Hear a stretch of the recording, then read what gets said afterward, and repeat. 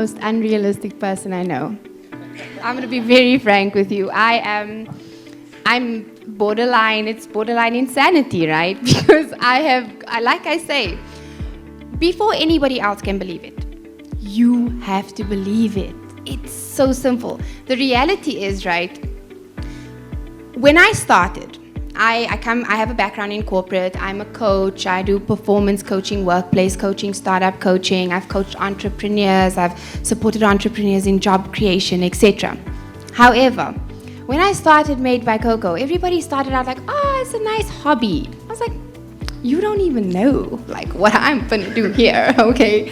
So obviously, I kept pushing. I was in markets. I worked every weekend, hey. So there was a point where my son wasn't even a year. I was moonlighting. I had 2 jobs. I was formulating with Made by Coco.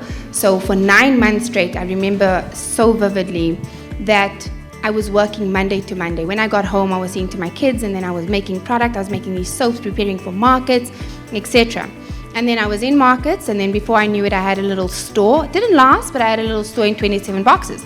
And that's when people started to see, oh, okay, I see the vision. Oh, this is a nice boutique store. I was like, I'm not trying to be a boutique store owner.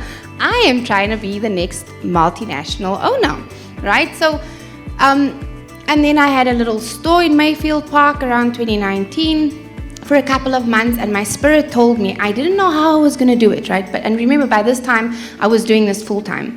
And I didn't know how I was going to do it, but my spirit told me in 2020, I needed to move into a factory. So in February of 2020, I was in a factory in Stratham Park, a 200 square meter factory. And lo and behold, obviously I had a sanitizer prior to COVID, but had I not been in that factory, had I not been in the position to supply a demand, I would have not received the opportunities and the platforms. But that is also how people then began to see, oh goodness, so this is where you want to be.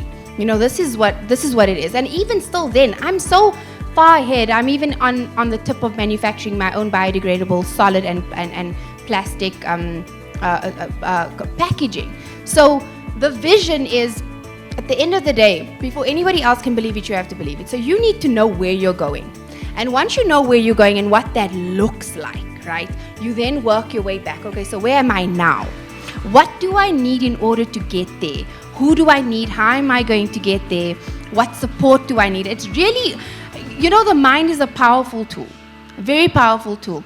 And when we begin to ask ourselves solution-based and open-ended questions, the opportunities just avail themselves. They open themselves up, and if we pay close enough attention to it, you then begin to see. And you can either choose to see it as obstacles and hindrances, or you can choose to see it as opportunities.